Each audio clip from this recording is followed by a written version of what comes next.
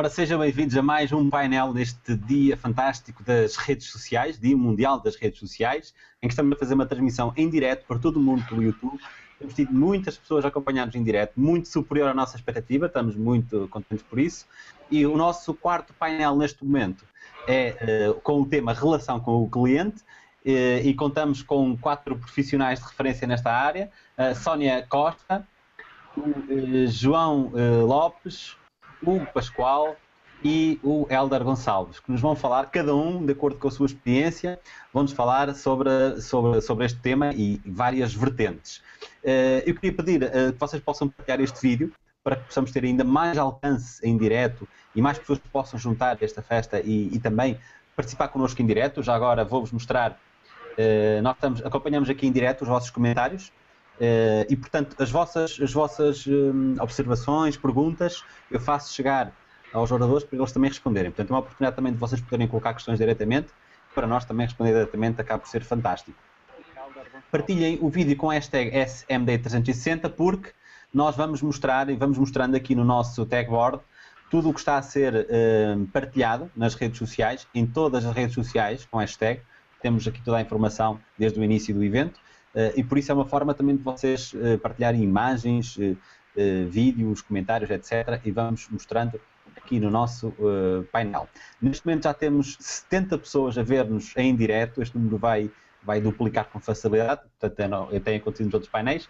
E por isso, eu agora vou passar a palavra à Sónia Costa e queria lançar aqui uma primeira questão, que é do ponto de vista, por um lado, como é que nós podemos criar relações com clientes, neste caso como gestora de redes de comunidades, ou gestora de comunidade nas redes sociais, como é que eu posso criar relações com os clientes de modo a que eles possam acompanhar, possam interagir e quando eu também quiser publicar informações comerciais, eles possam igualmente dar relevância. Eu sei que não há uma resposta para isto, ou isto daria imensas respostas, mas o que nós queremos ouvir é a tua experiência na gestão de comunidades, neste caso na LinkedIn e outras. Quais são os aspectos para ti mais importantes para ganharmos a confiança e merecermos o tempo dos nossos potenciais clientes e clientes? Muito bem. Antes de mais, e muito brevemente, obrigada, Vasco, então, pelo convite de me deixares partilhar um pouquinho da minha experiência com esta audiência do Dia Mundial das Redes Sociais. E então, como referiste, há imensa coisa para dizer. Eu vou tentar focar-me naquilo que eu penso que possa ser mais útil ao nível, digamos assim, algumas dicas que eu aprendi ao longo dos anos em que trabalho nesta área. Como já referimos aqui em painéis anteriores, ser muito visual é importante. Nós, atualmente, nas redes sociais, competimos com outras marcas que não são necessariamente os nossos concorrentes. Por exemplo, se o meu target são pessoas jovens entre os 20 e os 30 anos, eu posso estar a competir, por exemplo, com marcas multinacionais que estão a falar exatamente para essas pessoas e, portanto, não posso esquecer que estas é que são as pessoas que eu tenho que superar quando cada um de nós está a visualizar o seu feed de notícias. Outra coisa que eu acredito ser imprescindível é ser atual, ou seja, nós temos que ser pessoas que, ao fim e ao cabo, acabam por ter de prestar muita atenção ao mundo, à atualidade, àquilo que se passa em nosso redor e pensarmos como é que isto pode interessar à minha comunidade, ou seja, como é que eu posso pegar nesta atualidade e transferi-la para algo com o qual a minha comunidade se identifique. E como toda a gente obviamente já reparou, por exemplo, agora nas semanas do Mundial, todas as marcas tentam entrar nessa conversa. Portanto, como é que eu também, enquanto marca, posso entrar nessa conversa? Aproveitando outra coisa que muita gente costuma dizer, e até porque eu estou num painel, que sou a única rapariga no meio de todos estes homens, costumamos sempre dizer que o conteúdo é rei no Facebook. Então eu vou dizer que a simplicidade é rainha. Por exemplo, eu há cerca de 2 anos tive o terceiro post mais popular em Portugal, conforme o report que sai mensalmente na Social Bakers. Até foi algo que foi partilhado por alguns colegas num grupo que quase todos nós, para não dizer todos nós, pertencemos, que é o Facebook. Aproveito aqui também para dar um alô a todas as pessoas do Facebook que nos acompanham. E então as pessoas disseram: Sónia, não acredito, então o teu post foi o terceiro post mais popular e foi um post tão simples, uma imagem, uma pergunta. Então eu reparei que se calhar nós às vezes estamos à espera que o que tenha uma excelente interação com as pessoas seja algo super elaborado, mas não, uma imagem certa. Olha, Sónia, eu consigo mostrar aqui o teu post, ele está disponível? Ele está disponível no meu LinkedIn. No teu Está LinkedIn? disponível, Ok. sim. Então, como é que eu pesquiso? Enquanto falas, eu vou lá buscar para mostrar. No meu LinkedIn, se fores... Puseste um print screen lá? Pus lá um print screen na minha experiência profissional na Abreu. Pronto, acabo por dizer que era aí que eu trabalhava quando isto aconteceu. E então, que lição é que nós tiramos daqui? Que para nós conseguirmos ser simples e ter este excelente efeito, nós temos que conhecer muito bem a nossa comunidade. Ou seja, nós temos que saber exatamente que posts é que funcionam melhor, quais são os temas aos quais eles reagem melhor. E como é que nós fazemos isto? Porque nós, no fundo, estamos ali diariamente a acompanhá-los. Exatamente porque eu conhecia muito bem aquela comunidade que eu ajudei a crescer dos 50 mil fãs aos 170 mil, eu pude criar um post que realmente apelou à sua interação. Agora vocês dizem, ok, então vou fazer este post assim igual amanhã e vai ter esse resultado. Não vai. Isto dá de facto muito trabalho, apesar de quando acontece e corre bem parecer extremamente simples, está aqui um trabalho diário por trás que tem que ser feito. E então como é que nós podemos conhecer os nossos fãs com esta profundidade? Nós temos que responder e interagir com eles de forma rápida e consistente, ou seja, se calhar muitas vezes as pessoas pensam que só devemos responder aos nossos fãs quando eles criticam ou dizem coisas negativas, e eu diria antes pelo contrário, nós devemos responder sempre que eles se deram ao trabalho de falar connosco. Portanto, seja qual for o comentário que o nosso fã faz, nós devemos arranjar um modo de conseguir interagir com ele. E aproveito para dizer aqui aos que não conhecem, a mesma Social Bakers tem um certificado chamado Socially Devoted, que permeia exatamente as pessoas que se destacam nisto, que respondem bem, consistentemente e rapidamente aos seus fãs, quer sejam interações negativas ou positivas. Fazendo aqui uma ponte muito rapidamente para as pessoas hoje em dia procuram resolver os seus problemas no Facebook, porque sabem que os profissionais como nós que trabalham nas redes sociais são rápidos, são atentos, são preocupados, portanto é de esperar que se eu tenho um problema vou procurar a presença da minha marca nas redes e vou aí esperar que o meu problema seja no mínimo endereçado e respondido, pelo menos com um feedback de ok, nós ouvimos a sua preocupação, estamos aqui para tratar de si. E claro que isto implica uma coisa muito importante, que é as marcas sentirem-se confortáveis em serem transparentes e estarem expostas, porque não é muito fácil e eu acredito que muitas marcas não estão ainda preparadas para receber críticas ao seu trabalho de forma pública, mas eu também acredito que é a forma como elas vão lidar com isto que vai também fazer com que os seus fãs se tornem leais e até mesmo clientes, eu assim espero. E então, eu queria terminar esta minha primeira intervenção muito rápida com testem tudo, vocês têm a oportunidade de fazer isso no meio como o digital, não acreditem em verdades absolutas, não acreditem que, ok, façam isto e vai acontecer aquilo, não, testem a vossa comunidade e a vossa realidade para chegarem às vossas conclusões. Sónia, muito bem. Olha, já agora eu consegui encontrar o post que tu referes, acho que as pessoas vão adorar, portanto fui ao teu LinkedIn, já agora passa a publicidade, portanto quem quiser adicionar a Sónia Costa... Sim, eu deixo, pá. Ela deixa, ela tem que aprovar no LinkedIn, mas podem adicionar. Aqui, por acaso, é um exemplo de um LinkedIn muito bem preenchido, muito completo, com muitas recomendações. E portanto, aqui em baixo, na parte de Social Media Strategies da Abreu, tem aqui esta imagem, se clicarmos, portanto, penso que será esta, não é? Sim, sim. É mesmo esse. Queres explicar? Portanto, aqui diz, quem gostava que a Tailândia fosse o seu destino de férias deste verão, clique em gosto. Foi simplesmente isto que disseste? Foi. Uma foto normalíssima da Tailândia, não é? Com água Sim. E com montanhas. É o que eu digo. Eu na altura recebi algum feedback de algumas pessoas que ficaram quase tipo chocadas, tipo como é que é possível. Diz-me só uma coisa, quantos fãs é que tinha na altura a página? Isso foi em abril de 2013, devíamos estar mais ou menos. Uns cento e poucos mil. Ok, também era uma boa base. Era uma boa base. E era na altura que tínhamos bastante alcance, não é? Mas mesmo assim foi... Sim, era nesses bons... Mas lá está, era aí que eu queria chegar. Mas assim foram quase 8 mil likes, exatamente. 349 comentários e 522 partilhas. Pois, é incrível. É impressionante. Sim, é isso, ou seja, era aquilo que eu estava a dizer, eu aí já fazia quase 2 anos que eu estava lá, ou seja, era uma altura em que eu já conhecia mesmo muito bem a comunidade, então eu sabia exatamente o que perguntar, com que foto ou com que destino, para atrair pronto, esse Porque as pico de estatísticas engagement. te davam informação também do que é que as pessoas gostavam mais, não é? Sim, mas lá está, quando eu, por exemplo, nesse trabalho eu vivia mesmo dedicada à comunidade a 100%, que é uma coisa que eu infelizmente não tenho a possibilidade de fazer agora onde estou, mas nesse momento era o que eu fazia e nós chegamos a um ponto que de facto conhecemos a nossa comunidade mesmo de forma muito próxima e pronto, e foi o que me permitiu neste caso fazer isso e por isso dei a minha recomendação, conheçam bem a vossa comunidade.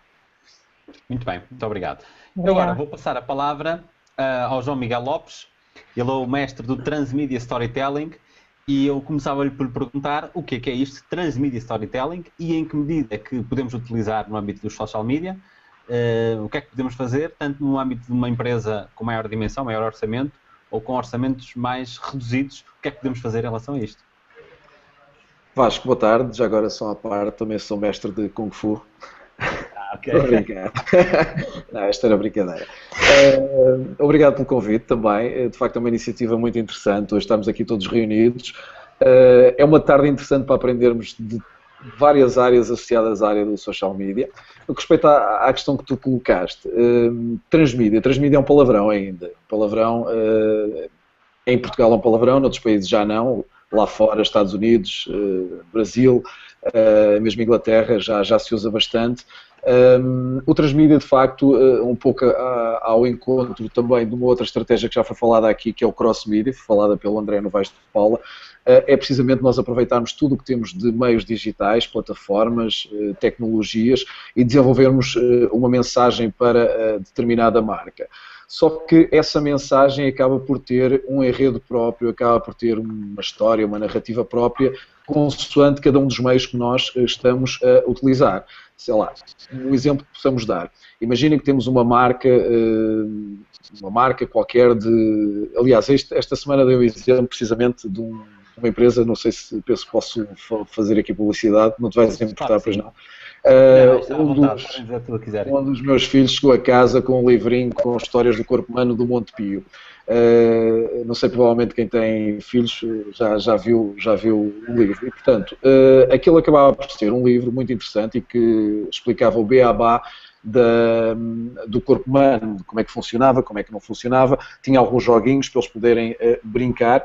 E imagina que agarramos precisamente nessa narrativa, que acaba por ser a história do corpo humano, neste caso associada a uma marca que é o Monte Pio, que está a tentar entrar num target que acaba por ser um target infantil, e que por sua vez vai precisar também do target mais velho, nomeadamente os pais, para interagir com eles, para explicarem o que é que está naquele livrinho, como é que ele deve preencher, como é que ele não deve, e imagina que o próprio Monte Pio acaba por desenvolver outras plataformas de interação com outro tipo de utilizadores. E neste caso falo, por exemplo, do meu filho mais velho, que agora está na era dos jogos em tablet e não só. Imagina que a mesma história é contada, mas neste caso com uma aplicação mobile.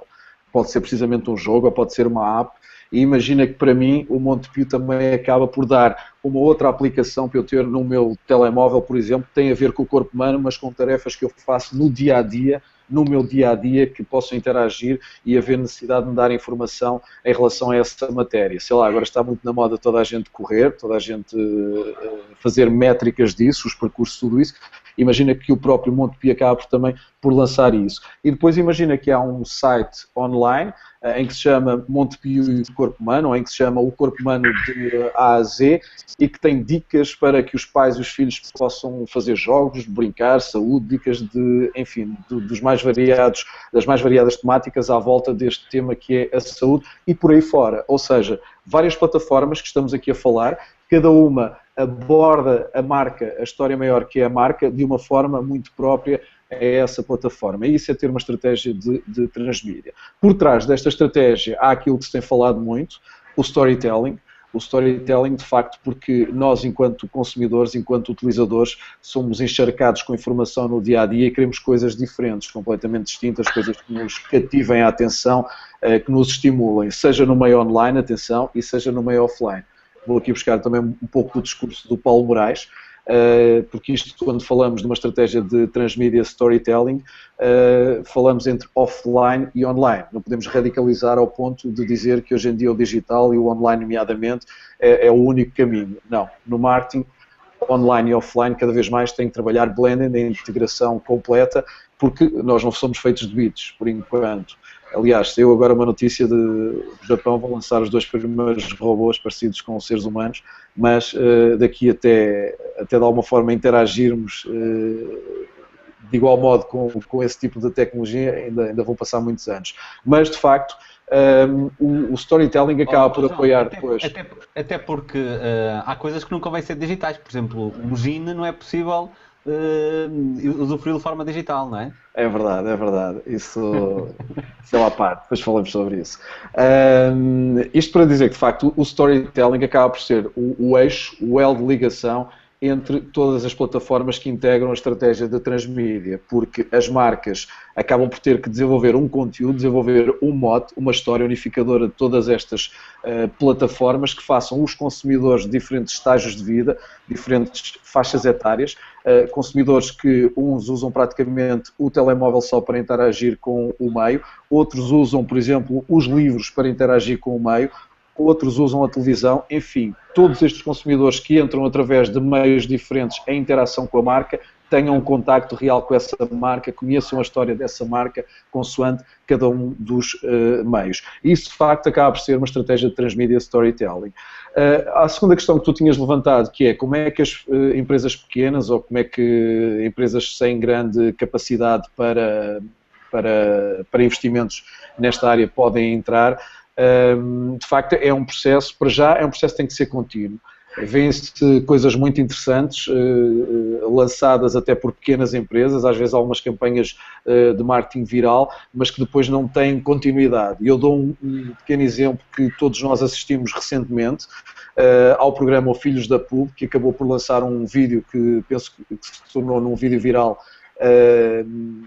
para uma agência funerária, a célebre Funal Coitão, não sei se estão recordados, se viram esse vídeo, mas isto para dizer... Agora, se calhar posso pesquisá-lo aqui no YouTube, só para mostrar o link rapidamente. Okay. Como é que eu pesquiso? Lembras-te?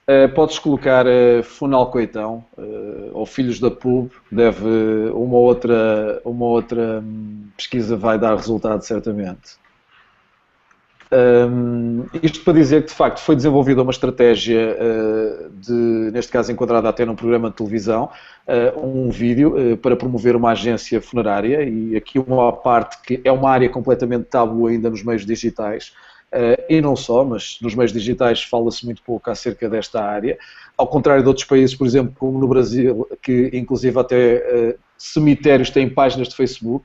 É mais a área da Sónia, mas é isso que acontece, e acabam por promover jardins, enfim, não querendo alongar muito no tema, mas para dizer que foi lançado este vídeo, teve bastante impacto em termos de viral, mas depois não houve uma continuidade por parte da empresa em dar consistência a toda a estratégia. Como não havia uma estratégia por trás do projeto, não houve, portanto, uma série de outros desenvolvimentos, nomeadamente a própria página do Facebook, que não foi trabalhada e não é trabalhada de uma forma bastante interessante, com conteúdo relevante. O próprio site da empresa também não tem informação relevante, não está a ser trabalhado e, enfim, dar largas à imaginação, e não é necessário ter, de facto, muito dinheiro investido, é necessário, sim, procurar bons conceitos, bons insights, boas histórias associadas direta ou indiretamente à nossa área de negócio e, acima de tudo, associadas aos consumidores, às pessoas, para desenvolvermos conteúdos à volta do nosso negócio, independentemente de facto de sermos um grande ou um pequeno negócio. Basicamente era isto que eu gostaria de deixar aqui em aberto, relacionado com esta temática. Ao alcance de qualquer um, há que perceber claramente, quando pensamos numa estratégia destas, quem queremos atingir, qual é o público principal. Não quer dizer que não haja dois tipos de públicos numa só estratégia, ou públicos de idades diferentes, mas há que perceber qual é aquele que vai ser, digamos, o público que vai contagiar todo o início da estratégia. Provavelmente até nem é o público que nós queremos vender o produto, mas será aquele que vai, passa a expressão, atear fogo ao rastilho da estratégia nos meios digitais e, por sua vez, tornar a estratégia com visibilidade para todos os outros. Muito bem, João, muito obrigado pela tua intervenção bastante alargada e abrangente. Entretanto, as pessoas já estavam a perguntar pelo vídeo no YouTube, nos comentários, já deixei lá o nome para as pessoas pesquisarem e poderem ver. Muito obrigado. eu agora passava a palavra ao Hugo Pascoal. A relação com o cliente também pode e deve ser feita com um dos meios digitais mais antigos que existem, mas que continua a haver muito potencial para utilizar e ser essencial para os negócios. E o que é que nós podemos fazer? Aqui a questão é especialmente diferenciadora, ou o que achas que as pessoas não estão a tirar partido na área da personalização ou até do próprio mobile e do fator surpresa e de criar relações com o cliente através do e-mail marketing. Ok, Vasco. Obrigado, antes de mais, o tradicional, obrigado pelo convite. Saudar também aqui os meus colegas de painel e toda a gente que disponibilizou um bocadinho do seu tempo para nos estar aqui a ouvir e também a aprender um bocadinho com a nossa partilha de experiências. Antes de responder às tuas questões e falar mais concretamente do email marketing, queria trazer aqui duas ideias. A primeira é que o cliente, isto pode parecer muito óbvio, mas acho que faz sentido dizer, é que nós temos que estar forçosamente nos suportes em que o cliente está. Pode ser no e-mail, pode ser nas redes sociais. Inclusive, podemos chegar à conclusão que o nosso suporte é força de vendas. Não tem que ser online, pode ser offline também. Podemos relacionar as duas coisas. Esta é a primeira ideia que eu gostaria de deixar. E a segunda é que, mesmo antes de e estamos a falar aqui mais uma vez da relação com o cliente, antes e num passado, se calhar já pré-histórico, e já muita gente já nem se lembra disso, se calhar nem havia uma relação com o cliente. O que é que eu quero dizer com isto? É que num passado distante, para nós já muito distante, nós só atendíamos a estímulos. Enquanto consumidores, enquanto clientes, estávamos muito à espera dos estímulos, muito à espera daquela publicidade na TV, daquele anúncio na rádio, daquele anúncio na imprensa escrita, e só reagíamos a estímulos, não conversávamos com o cliente. Éramos observadores passivos, inclusive a informação que tínhamos ou era de vendedores, ou era dos vendedores que ditavam a informação, ou podíamos, de forma ativa, ir buscar a informação nas páginas amarelas, por exemplo. E depois de tudo isto veio a internet, que ainda numa fase muito prematura, nós também ainda não conversávamos com o cliente e atendíamos aos banners. Ainda numa fase muito prematura da internet, as empresas comunicavam connosco apenas com banners. E depois de tudo isto, depois apareceu o Google, apareceram muito depois as redes sociais também, e agora mais recentemente o mobile. E nós hoje em dia temos que ter a noção que há muito mais informação até demais, e que nós temos que saber filtrar, e que enquanto marcas temos que saber ouvir, temos que saber conversar com o cliente, inclusive até se calhar seduzir o cliente. E para que eles confiem em nós, para que eles confiem na nossa marca e no nosso produto, temos que conversar com eles e no extremo levá-los a ter uma resposta emocional. O que é que eu quero dizer com isto? Muitas das vezes nós concorremos com outras empresas no mercado e nós sabemos que nós somos melhor que eles. Temos o melhor produto, tecnicamente temos o melhor suporte, mas olhamos para o vizinho do lado e depois vemos as reações que a comunidade tem. E eles dizem, quando nós perguntamos qual é que é o melhor, eles dizem que é este porque é o melhor, simplesmente. Eles não dizem quem é, não dizem porquê, aliás, não dizem porquê. Eles não refletem, dão uma resposta emocional e eles dizem apenas que é o melhor. E chegamos aqui, quando chegamos aqui, vemos que quanto maior é a confiança na nossa marca, quanto melhor é a nossa conversação com o nosso cliente, maior vai ser esta resposta emocional. Isto é um grande trunfo para as marcas, mesmo quando elas não conseguem competir em termos de produto, em termos de preço, em termos de posicionamento e tudo o resto. Focando-me agora aqui na questão do email marketing, Vasco. Eu subdividi isto aqui em alguns tópicos, só para nós percebermos. O email marketing é importante numa primeira fase, a captação. E logo aí nós podemos adivinhar as necessidades do cliente, saber onde é que ele está, quais são os seus interesses, quais são os seus gostos pessoais. Tudo isto nós podemos fazer no momento em que estamos a fazer a captação. E como é que nós fazemos a captação? Podemos fazer com um formulário no nosso site, podemos ter um formulário em forma pop-up, e o pop-up por acaso é uma questão interessante, porque as pessoas de uma forma geral acham que pop-up é chato, e de facto pode ser, mas o que é certo é que funciona. Se for bem feito, funciona, e há nichos que trabalham isso muito bem. Como nós podemos publicar um formulário na nossa página no Facebook e fazer a captação e começar a criar uma lista de e-mails a partir daí, ou criar um evento de forma gratuita. Queres que eu mostre algum exemplo de um formulário no Facebook? Estás-te a lembrar de algum? Agora assim de repente não me lembro. Na nossa página creio que sim, podes espreitar. Então eu vou pesquisando enquanto continuas a falar. Ok. Outra forma, também aplicada ao Facebook, é a Fungate, que é um conceito que não sei se conhecem, que é basicamente dar uma recompensa quando a pessoa vem da nossa comunicação, pode ser uma comunicação por e-mail, e vai à nossa página no Facebook, em vez de entrar no mural, entra numa página, uma landing page, em que oferecemos alguma coisa. E as pessoas têm que fazer um gosto na página antes de avançar para o próximo passo. E depois é-lhes mostrada então essa recompensa ou a possibilidade de se inscreverem na lista de contactos. Essa é uma das outras formas de fazer captação. Por exemplo, isto agora pensando já numa integração de canais, até porque não podemos pôr os ovos todos na mesma cesta, esta é que é a verdade.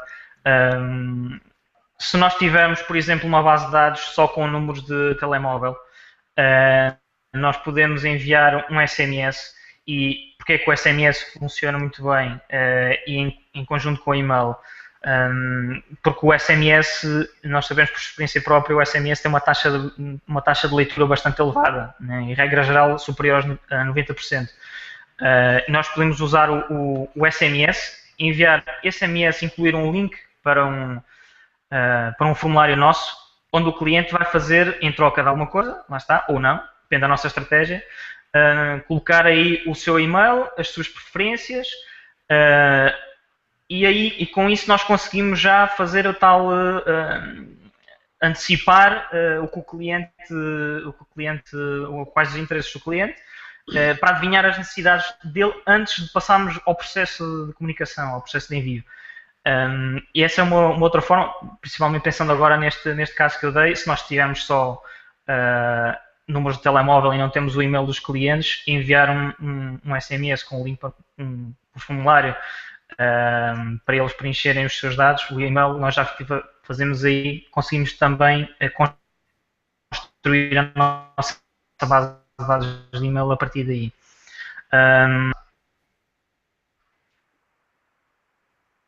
Lá alguns interesses, algumas preferências, com base no género, com base nos interesses, nos gostos, se eu sou homem, se sou mulher, se eu gosto de perfumes, se gosto de informática, e então aí tentar ser mais cirúrgico e mais assertivo. Ok? E há aqui a forma também, a forma como se comunica. Nós podemos ter dogmas ou pensamentos inicialmente que nós pensamos que é assim que funciona, e na realidade depois quando fazemos os testes, e lá está, como acho que foi a Sónia que disse, que é sempre importante testar, e isto é uma regra do marketing digital como um todo. Nós temos sempre de testar e testar cada vez mais. Eu posso-vos dar um exemplo muito concreto de um cliente nosso, em que ele pensava que ter uma comunicação mais gráfica era de facto o que trazia mais resultados. Era por aí que o cliente interagia mais com as comunicações que lhe eram feitas, mas nós quisemos fazer um split test, um teste AB, e fizemos 3 versões de campanhas diferentes, uma mais gráfica, feita pelo designer, outra com gráficos e com texto, uma parte gráfica e uma parte de texto, e outra só em texto, é feita pelo próprio comercial. Nós enviámos esta comunicação para uma amostra da nossa base de dados, e o que concluímos foi, de larga margem, a comunicação em texto era que trazia maiores resultados. Neste caso, era um cliente que trabalha com B2B. E, portanto, conseguimos aí concluir que a comunicação em texto, de longe, era a comunicação que trazia mais resultados, mais aberturas, mais cliques e também mais interação. As pessoas respondiam ao e-mail, porque era um e-mail que era personalizado, era em texto e era personalizado e vinha com a cara do gestor de conta ou da pessoa que dá o suporte. E a personalização, neste caso, e pensar que alterar a forma como se faz o e-mail é também muito importante para nós levarmos as pessoas a agir e a interagir de certa forma mais com a nossa comunicação. E depois a parte de conversar, tentar conversar com o cliente. Como é que nós fazemos isso? Nós fazemos isso com os autoresponders, por exemplo. Nós enviarmos com base num comportamento, com um clique num determinado link ou com base numa abertura. Um exemplo muito concreto, eu receber uma newsletter, isto entronca já um bocadinho na última parte que eu tinha, que era a de surpreender, não basta só conversar, temos que surpreender também o cliente. E como é que nós fazemos isso? Eu recebo uma newsletter de uma loja online com 4 produtos. E clico num determinado produto e passado 5 minutos recebo um SMS, por exemplo, a dizer, olha... Desculpa interromper-te, nós temos mesmo que terminar o Hangout, ainda tem que dar a palavra ao Helder. E por isso, só para tentar abreviar o assunto, há muitas perguntas sobre o teu tema nos comentários. Tu podes responder no chat diretamente. Pedi-te só que tentasses abreviar para conseguirmos em tempo útil terminar o Hangout. Peço imensa desculpa. Ok, não faz mal, que me alonguei aqui um bocadinho. Só para terminar, é esta componente para além de conversar, surpreender também o cliente. Também já não basta conversar só com ele, os clientes estão cada vez mais exigentes. E é essa a questão. Eu vou, por exemplo, a uma loja online e clico num produto, registro uma loja online, clico num produto, adiciono ao carrinho, compro esse produto, compro umas calças, por exemplo. Passado 20 minutos recebo um SMS com desconto. Olha, olá Hugo, vimos que compraste umas calças na nossa loja online, e que tal se comprares, fazer aqui um cross-selling, né? E que tal se comprares agora um cinto com 20% de desconto? Isto é algo que surpreende o cliente e que leva ao cliente a comprar. E se calhar fazer aqui um bocadinho a compra por impulso, né? Já que tenho aqui um desconto, vou aproveitar. E é um bocadinho isto, vou dar por terminado, senão nunca mais passo a palavra ao Helder.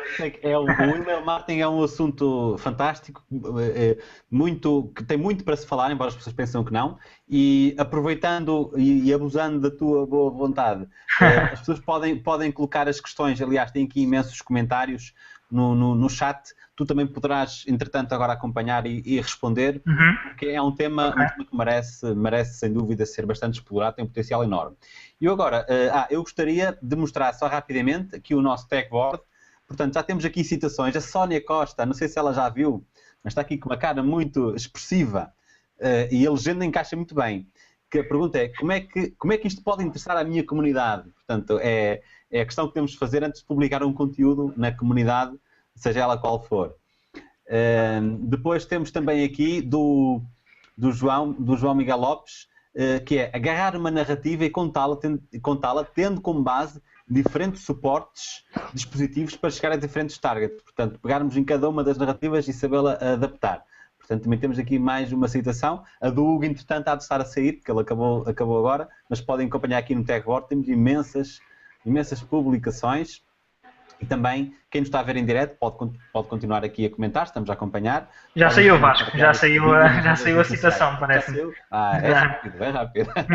Boa. Olha, agora eu gostava de passar a palavra ao Hélder Gonçalves, que nos vai dar uma perspectiva mais institucional, que ainda não tivemos esta perspectiva, portanto, e eu acho que é muito importante, porque existem organizações sem fins comerciais necessariamente, embora o institucional também possa ser comercial, mas com uma outra visão de servir a comunidade com outros interesses, e por isso, Hélder, eu gostava que desse também o teu contributo nesse sentido. Boa tarde, Vasco, não sei se me estão a ouvir. Sim, estamos a ouvir muito bem. Eu, sendo uma pessoa da área da comunicação, gostaria de ter aqui um papel mais interventivo e com a participação, mas devido ao curto espaço de tempo que terei para falar, vou abordar um pouco de vista mais institucional. Cada vez mais estamos a assistir ao desenvolvimento e à introdução em força das redes sociais nos canais e planos de comunicação das instituições públicas. Esta tem sido uma grande aposta para incluir os cidadãos na atividade política e, portanto, de forma a cativar a sua participação ativa. Um pouco por todo o país estamos a assistir às autarquias e políticos a partilharem as suas iniciativas e eventos nos diferentes perfis das redes. Existem ainda alguns casos que vão um pouco mais longe e criam algumas ferramentas para a participação cívica dos seus munícipes, como é o caso dos orçamentos participativos, das audiências online, entre muitas outras. Temos que ter consciência de que, para ter resultados, as entidades públicas devem usar a tecnologia em prol das pessoas. Não nos podemos esquecer que as redes sociais baseiam-se em conversações entre pessoas online e as organizações, se quiserem ser parte ativa, devem passar do monólogo para o diálogo. E, aliás, aproveito e deixo aqui a pergunta: quantos de nós, ou neste caso vocês, comunicam com a vossa autarquia local? Se colocam questões, se colocam dúvidas, se apresentam sugestões, alguns certamente. Nós, enquanto instituição, devemos escutar as pessoas, incentivá-las a participar ativamente na vida pública. Ao mesmo tempo, devemos estar preparados para aceitar críticas e opiniões que sejam contrárias às nossas ideologias. Internamente, as instituições devem assegurar que a informação circula de forma rápida e correta em diferentes níveis. Se pretendemos estar na linha da frente das redes sociais, a resposta a comentários e questões dos munícipes deve ser célere. As burocracias internas, que têm que ser abolidas, e o acesso à informação deve ser quase de imediato. Nós não temos a obrigatoriedade de saber a resposta na ponta das línguas, mas devemos ter canais de informação acessíveis, rápidos, de forma a conseguir dar a resposta a um comentário, a um post que seja colocado nas redes sociais, em menos de uma hora, se possível. Olha, Hélder, está-me a fazer lembrar. Eu penso que tu contaste. Nós estivemos num evento, eu acho que relacionado com a Fundação da Juventude, talvez há 1 ano e meio, Sim. de redes sociais, no Porto, e tu, na altura contaste, eu acho que foi lá, contaste um caso que eu achei interessante, que foi, a página foi atacada, não é página, mas alguém fez um comentário desinteressante. E tu contaste que eu acho que tu não entreviste, ou acabaste por não ter grande intervenção, porque a própria comunidade é que acabou por gerir a situação. Lembras-te desse caso? Sim, Vasco, sem dúvida alguma. Isso é uma situação que nós temos analisado. Porque, assim, as páginas de autarquias tu deves, enfim, não sei se será bem assim, mas eu deduzo que serão alvos fáceis para a oposição e outro tipo de pessoas que não gostam, por as mais variadas razões, não é? Felizmente, devido ao facto de já estamos aqui há alguns anos, não temos assim tantos ataques, nem pessoais, nem contra a nossa política. Obviamente nós temos uma série de regras já internas. Se tivermos uma situação deste género, temos uma forma de ação e de interagir com essas pessoas, mas, de facto, uma das situações que de facto nos leva a ter maior orgulho no trabalho que fazemos diariamente é analisar os próprios munícipes a defenderem, entre aspas, o que é lá colocado. Imaginemos, se nós partilhamos um evento, obviamente esse evento ou uma notícia pode não ser de interesse ou de agrado a todas as pessoas, mas são os próprios munícipes que muitas vezes dizem e congratulam-se pelo facto e criticam um bocado esses comentários menos positivos acerca do conteúdo da notícia em si. Uhum. Muito bem. Olha, algum caso que queiras reportar de publicações com muito alcance? Certamente deves ter tido algumas surpresas, ou seja, as pessoas queixam-se muito da falta do alcance. No vosso caso, vocês estão interessados em servir, em partilhar as notícias. Naturalmente também querem alcance. Das estatísticas que analisam, quais são os tipos de conteúdos que chegam a mais pessoas? Vasco, claro está que os vídeos são, sem dúvida nenhuma, os conteúdos que têm maior alcance. Nós, inclusive, recentemente atacámos de uma forma diferente a nossa postura e apostámos fortemente na criação de eventos. Nós tivemos agora recentemente 3 grandes eventos, 3 dos 4 maiores eventos anuais, e um deles, que certamente é de conhecimento de todos, que é o Senhor de Matosinhos, nós criámos um evento específico para divulgar todo o programa do evento em si. Foi com muito agrado que nós temos uma página com 19 mil seguidores e chegámos ao final do evento com 45 mil seguidores a acompanharem diariamente esses eventos. Foi fantástico. Nós, obviamente, procurámos durante esse período conseguir cativar essas pessoas para nos acompanharem, para seguirem diariamente e não só este evento. Tudo isso sem publicidade ou investir? Sem publicidade, sem publicidade. Tudo orgânico. Fantástico. Tudo orgânico. Nós não investimos ainda nenhum conteúdo, a não ser o nosso desenvolvimento, o nosso trabalho, os nossos conteúdos diretos do gabinete. Muito bem. Olha, eu gostaria muito de continuar a conversa convosco, no entanto nós já esgotamos o tempo para este painel. De qualquer modo, eu conto com a colaboração de vocês 4 para também nos comentários, no chat, neste momento poder continuar a conversa com quem colocar questões.